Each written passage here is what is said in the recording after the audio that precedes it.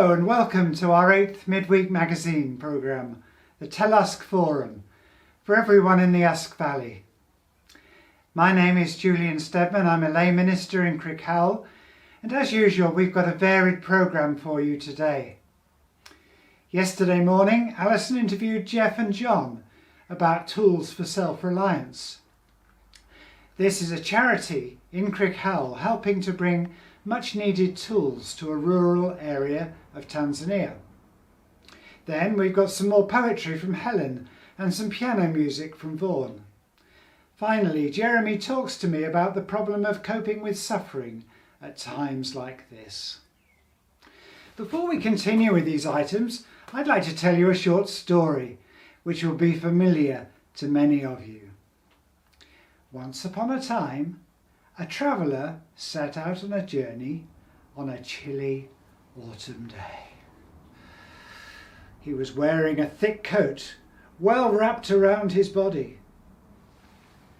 Unbeknown to him, the sun and the wind were having an argument over which was more powerful. The wind boasted, "I'm stronger than you." The sun replied, "No, you're not." They needed some sort of challenge to prove their strength. So the wind said, "Whoever separates the coat from the man is the stronger. Do you agree?" The sun replied, "Okay, first you try." The wind started blowing. The traveller wrapped his coat around him. The wind blew harder. The traveller held his coat even firmer. The harder the wind blew, the tighter and firmer the traveller held his coat. It was the sun's turn.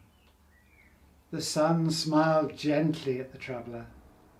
The traveller loosened his grip on the coat. The sun smiled warmly. The traveller felt the warmth and soon took off his coat altogether. Who do you think was the winner of the competition? Well, I think you know the answer. But just to confirm it, tune in to our morning service at 10:45 on the St Catherine Ministry Area website when you can find out. We're streaming the first communion service that we've held in our churches on a Sunday since lockdown. It will be a special time, remembering how the Lord's Supper was probably first shared by the disciples informally, in homes, in association with a communal meal together. And now for the rest of the show.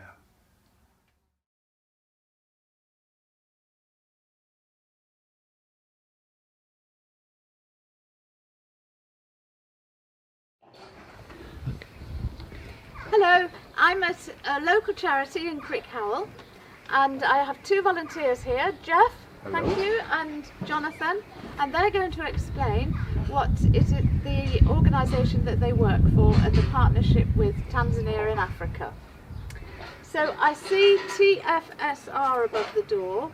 What are the initials for, Jeff? Well, Tools for Self-Reliance is what it stands for, and it says Tools for Self-Reliance Cymru, which means that we are not the same organisation as for the rest of Britain, because we used to be the same organisation, but we split off from them a little while ago, but not for any rivalry reasons. It's just that we do things slightly differently to them, and we still have contact with them, and we still swap tools, and we have a very close liaison with their Llanelli branch. But we run as a totally independent organisation. Right. How long has it been, the workshop been here? It's been here about 20 odd years, but in total it's probably 40 odd years since it started. Right. So the self-reliance, I'm assuming that you are helping people in Tanzania to be self-reliant in creating job opportunities by supplying them with tools and money to buy tools. Well, the ethos is we don't supply anybody with money, because The problem is with if you use money in these countries, there's usually a fairly high level of corruption. So we don't give anybody any money. What we do is we make up toolkits for carpenters, blacksmiths, shoemakers, most of whom are disabled, and sewing machine kits for sewing machine workers. Because then you're dealing with women, and women are very reliable. And it enables people from a very poor background to become self-supporting, send their children to school, and have a better standard of living. So that's why we do it. Good. It's an excellent form of aid. Thank you. Now, John, you've been to Tanzania, so you've had first-hand experience. Was that positive? It was an amazing experience, yeah. It's very hot, like it is today. But it was definitely a cultural difference when I went to Tanzania. I've been twice. I've been fortunate enough to go on 2 occasions. And it's very different to how it is here. But it's very good to see how the help that we've brought to these people affects people in rural villages, and more so in rural villages, because they don't have power and water supplies are low and that kind of thing. So it's very, very good to see groups of artisans, mechanics, blacksmiths, carpenters, all benefiting from the tools that we've given them. Thank you. Now, I know that in the workshop here you are repairing tools. Once a year, I think, you send a container full of tools to Tanzania. Can you just explain how that works? We do. We collect, people donate old tools and sewing machines to us, which we refurbish and send to our workshop in Mwanza at the southern end of Lake Victoria. The refurbished ones essentially go into kits, and we send loads of tools that haven't been refurbished for our crew in Tanzania to refurbish themselves, because they can turn around the toolkits much quicker than we can from here, as we only send 1 container a year. And donations and the money we make from selling and repairing people's gardening tools pays for the container and pays for the extraordinarily high cost of shipping it. Ah, yes. Great. Apart from repairing the tools and sending them, how else do you generate income? We have donations of tools here from people in the area, and the tool donations that we receive, we turn around in our workshop to refurbish them, and then we can sell them at various shows and events around the area, mostly over the summer. But the season starts in February with seed swaps. I think Hereford's the earliest one that we go to. And people are very keen to get hold of our tools here because they are old-fashioned and good quality and not disposable items that they might be if you buy modern equivalent. Right, okay. Well, it can't have been a very good year for Tools for Self-Reliance. Are you going to be able to survive? Well, it's been a very, very poor year, because of course we've had all the events we normally go to up to now, including Glastonbury, which should be this week, I think. Yeah. All cancelled, so any income we normally generate from seed swaps and shows and festivals has totally and utterly dried up. So we are running very tightly at the moment, because essentially we are just selling garden tools from the shop, and we make a small amount of money from repairing people's existing garden tools. I think you have a pair of scissors and secateurs of mine. Yes, well, I've heard someone say, oh yes, that's the place where you can buy a good quality tool at a reasonable price. Absolutely. So how can the public help you over this difficult period? The public can help us by not bringing large quantities of tools for donation, because we are very short of space, and they can help us by getting their tools repaired here and buying themselves some nice new refurbished old proper gardening tools. Well, it seems to me a very worthwhile charity, and I'm sure that the partnership with Africa is benefiting people greatly. Thank you very much. Absolutely, Thank no you. problem. Thank you. Thank you. This poem is a reflection on Corona Spring, the spring we've just been through. Corona Spring. Bird song has not ceased, full-throated, proud-chested. For them there is no change. We are pulled up, stopped from the rhythms we know, stayed from travel, visits, touch. Mornings are not rushed, but slow, with time taken to hear the beat of the clock, no faster than before, but holding time's pulse, keeping continuity. There is joy in found things, in forgotten places. The nail file, much missed, reappears with stamps, buttons, keys. There is time to phone, to read, to pray, to draw in life's threads, to look again at photographs, recover emotions, and find connections. Daffodils give way to tulips, lilac, bluebells, in this hot rainbow spring of Thursday claps and corona news. Fear is told and death stalks near. Rules are set and strict. No cups of tea with friends, no hugs. Distances are sadly kept. We shield, we care, we carry on. Our friends remain, though life seems oddly torn from familiar roots and ways. The birds are unaware and have not stopped singing.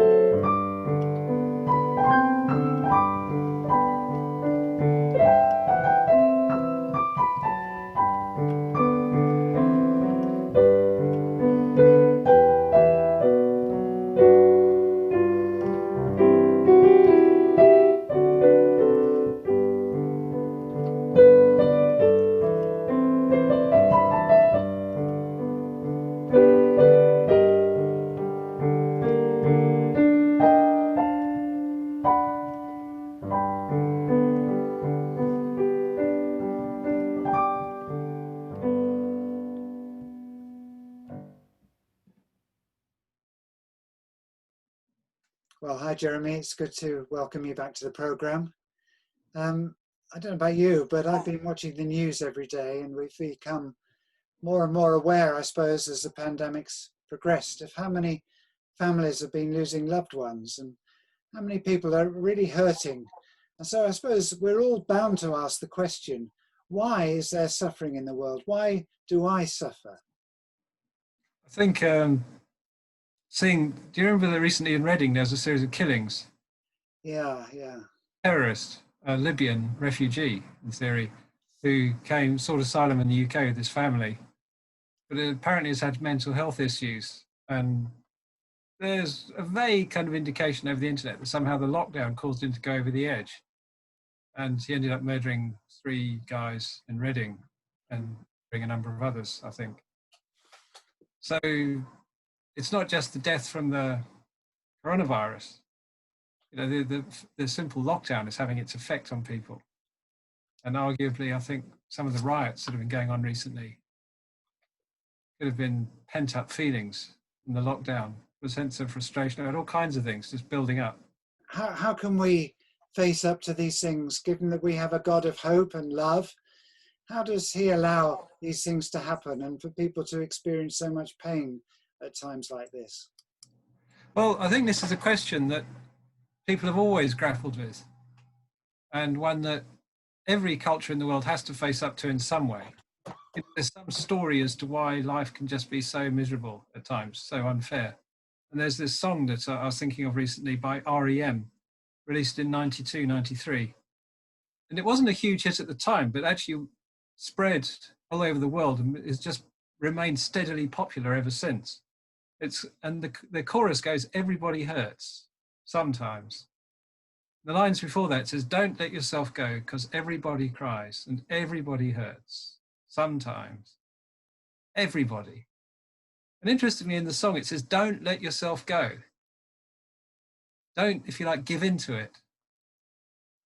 And I think what we've seen, you know, with the killings, with the riots and stuff, is people basically giving into it.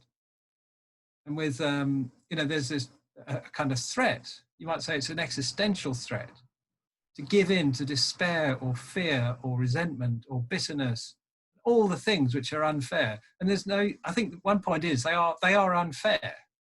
I agree with you, Jeremy, that often it seems to be innocent victims. Often the people that you hear on the news, they give some kind of history about them and they have really good qualities, really good people.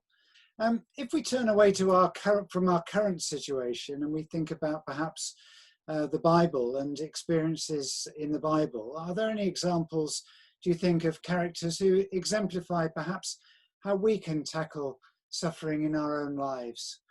The great biblical narrative, you might say, that just tackles the subject of suffering is the story of Job. Interesting, I've just got a book by the theologian and philosopher Peter Kraft, and it's called Three Philosophies of Life.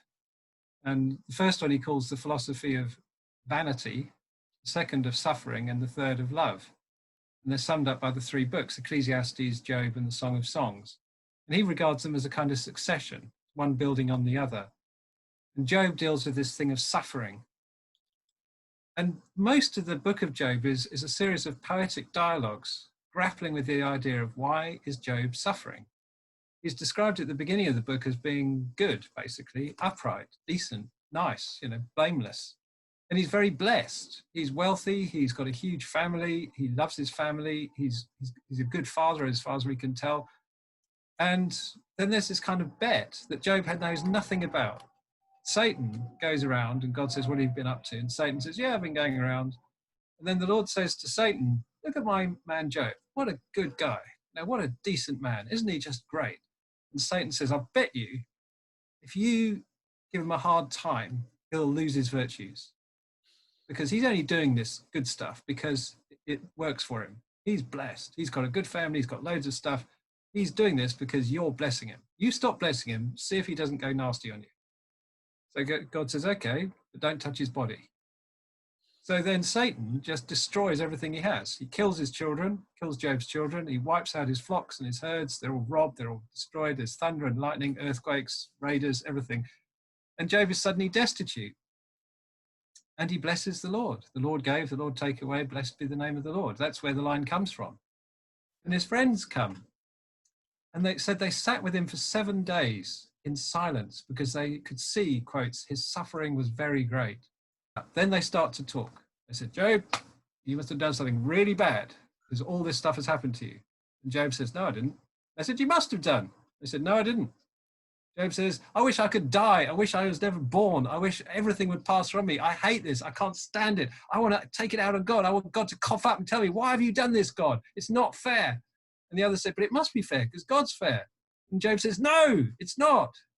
God appears to Job. He never explains. He never says, this is why it happened. And he says to Job, who are you to ask me? Why are you quizzing me? I do what I do because I do it. Who are you to hold me to account? Where were you when the morning stars sang together and the angels shouted for joy? Where were you when I flung the stars into space, when I stretched out the earth, when I compassed the heavens? Where were you when I put Leviathan in the great oceans and I caused the great deeps to be? Where were you when all that happened? Who are you to ask me? And then the Lord turns to Job's friends and he says, you have not spoken about me as you ought, as my servant Job has. And therefore he says, my anger burns against you and I will forgive you if my servant Job, who spoke truthfully about me, offers prayers and sacrifices on your behalf. Then I will forgive you. So in that part, Job becomes a kind of Christ-like figure, that having undergone the terrible unjust suffering, he then has to intercede for his persecutors and cause them to be forgiven. Are there any pointers, do you think, from Jesus about how we can go through suffering and come out of the other side in a positive sense? Well, a really interesting guy called Jordan Peterson. He's a really interesting because he has an unusual take on things. He's a formidable academic, and he's not a Christian, but he's fascinated, if you like, by a lot of Christianity. And he said about suffering, he said, throughout all the terrible stories of the 20th century, no one's life is simply cancelled out by suffering. People go through the gulags, the death camps, the Cultural Revolution, they survive the killing fields, whatever else it is. And at the end of it, they're still them. And somehow, some of them even grow through it. So somehow suffering itself doesn't cancel out our life. And he finds this fascinating. And he says, to his mind, the greatest story of this, the fact that suffering cannot snuff out, if you like, the meaning of your life, is the story of Jesus, who he says was betrayed in every possible way. He was betrayed by law enforcement, by his friends, by his community, by the political powers, by the religious authorities. And then he was done to death in the most horrible, grotesque way and killed for a crime he didn't commit. If you like, there's nothing else left to happen.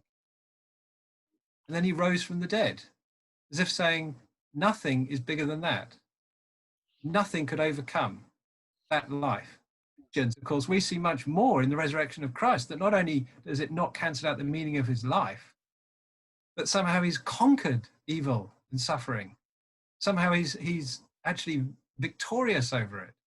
And somehow when he ascended to heaven, that body born of Mary was greater than all the suffering and the evil that there possibly can exist in the whole world.